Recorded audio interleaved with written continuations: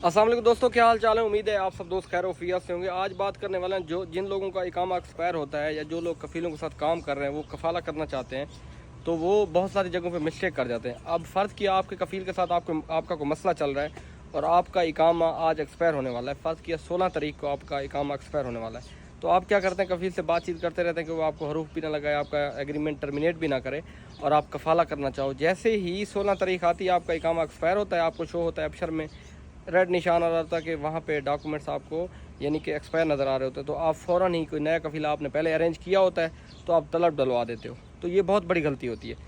3 दिन जैसे ही आपका इकामा एक्सपायर हो, उसके 3 दिन के अंदर अंदर आप जब भी तलब डालेंगे, यानी कि आज इकामा एक्सपायर है, 16 को एक्सपायर है, 17, 18, 19 तक आपने तलब नहीं डलवानी। अगर आप 19 पहले तलब डलवाएंगे, यानी 20 को आप डलवाएंगे तो फिर कफ़ील के पास तलब नहीं जाएगी।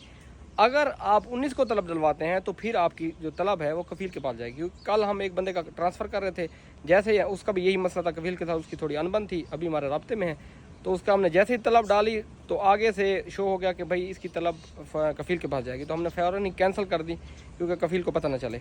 तो आप उसका वेट करें कि 2 दिन उसके और बाकी हैं, क्योंकि फ़ौरन ही कर रहे थे।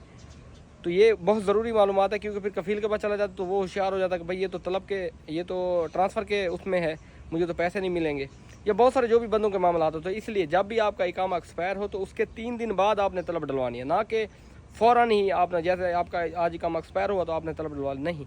3 दिन वेट करना, क्योंकि 3 दिन का टाइम होता है गवर्नमेंट की तरफ से। 3 दिन के अंदर अंदर वो कफ़ील आपका बग़ैर गरामे के आपका इकामा रिन्यू कर सकता है। 3 दिन का टाइम होता है। जहाँ भी आप ट्रांसफ़र करना चाह रहे हैं तो इस मालूमात का और इन बातों का बहुत ज़्यादा ख्याल रखें। शुक्रिया, अल्लाह हाफ़िज़।